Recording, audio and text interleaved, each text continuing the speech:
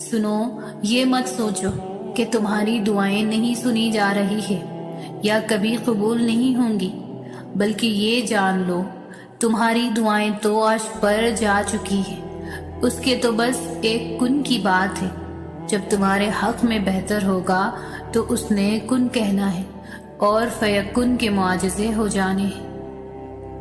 تہجد کی نماز معجزے کا ذریعہ ہے۔ جب تمہیں سارے راستے بند نظر آتے ہیں تب بھی وہ ایک راستہ کھولے رکھتا ہے، اور وہ ہے تہجد کا راستہ۔ جو کہانی تہجد تک پہنچ جاتی ہے وہ پھر کبھی بھی ادھوری نہیں رہتی۔ چاہت سے نصیب تک کا جو فاصلہ ہے وہ بس ایک دعا کا ہے۔ تہجد میں بہنے والا ہر آنسو اللہ سے کن کہنے کی سفارش کرتا ہے۔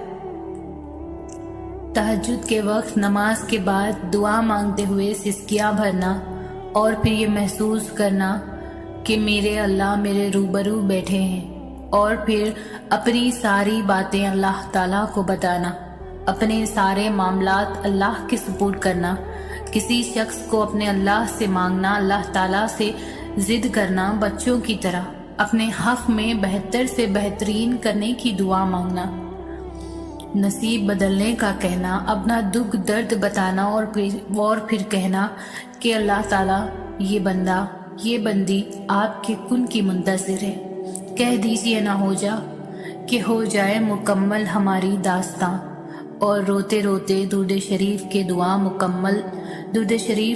دعا مکمل کر دینا، اس کے بعد سکون کی سانس لینا۔ تم خود اپنی دعاؤں سے ہی اپنا مقدر لکھتے ہو، اور تمہاری دعائیں ہی تم تک وہ سب لے آتی ہے جو تمہارا نصیب بھی تمہیں نہیں دے پاتا۔ اللہ پاک تمہیں تمہاری دعاؤں کے ذریعے ہی آزماتا ہے۔ وہ تاخیر اس لیے کرتا ہے تاکہ تمہارا یقین دیکھ سکے۔ وہ تمہیں ناممکن کے وسوسوں میں الجھاتا ہی اس لیے ہے تاکہ تمہیں ممکن کی طرف اس کی جانب کھینچ کر لے جائے۔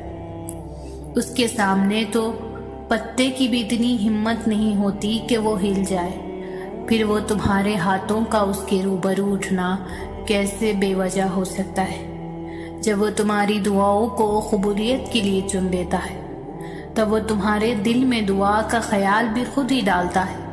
تم سوچتے ہو کہ جو مانگ رہے ہو وہ کیسے قبول ہوگا، اور وہ تمہیں خبر ہی نہیں ہونے دیتا کہ اس نے تمہیں ہی تمہاری دعاؤں کی قبولیت کا وسیلہ بنا دیا۔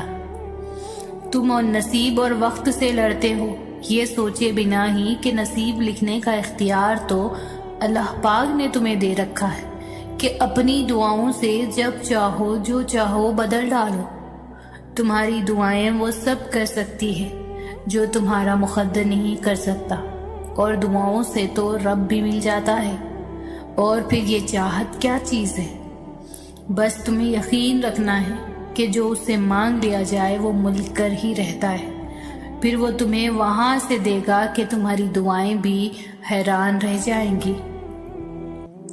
جانتے ہو تہجد میں کتنی طاقت ہے؟ اللہ کا لاڈلا بننے کی طاقت، ناممکن کو ممکن بنانے کی طاقت، معجزات کرنے کی طاقت۔ اتنے مضبوط ہتھیار کو اٹھا لو گے تو دنیا کی ہر جنگ فتح کر لو گے۔ ٹوٹے دل تہجد میں جڑتے ہیں، بکھرے وجود یہاں آ کر سنبھل جاتے ہیں۔ یہاں تو ٹوٹے ہوئے لوگ سکون پاتے ہیں، اور جو خیال بھی آ جائے وہ بھی قبول ہوتا ہے۔ تو پھر دعا کیا چیز ہے؟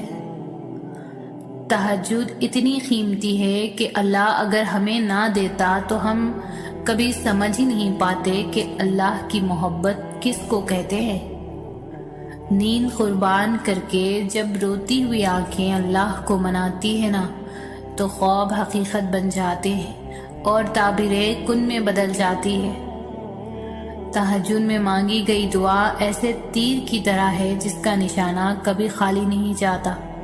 تم اللہ کو تہجد میں رات کی تاریکی میں مناؤ، وہ تمہیں صبح کی روشنیوں میں کن سے نواز دے گا۔